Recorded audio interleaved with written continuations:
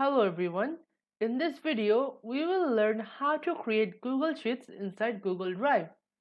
So what is Google Sheets? So Google Sheets, it is an online spreadsheet app. It is just like Microsoft Excel. So what it does is lets you create files and it is stored in your Google Drive. To learn in more details, you can come back here later. So this is how we are going to implement this video. Now let's get started. So I'm going to open my Google Chrome over here. Okay. So now I have opened my Google Chrome. So I'm going to open my Google Drive from here. So let's say if I want to create a Google Sheet on my inside the My Drive directory. So I can just click on the new and click on Google Sheets, or I can right click over here and click on Google Sheets.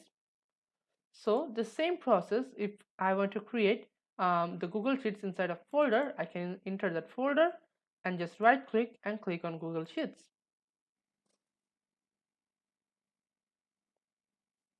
So now if we name the sheet as, let's say that the school report or something, you can name it anything you would like.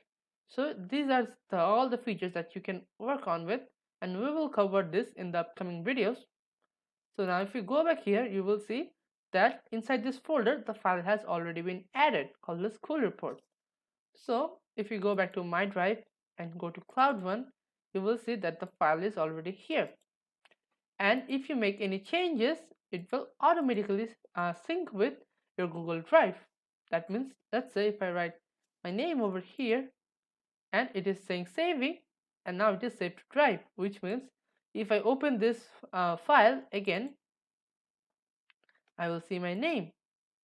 So this is how Google can save everything that you type in your Google Drive. And this is how you can create a Google Sheet. So now let's have a look at the summary.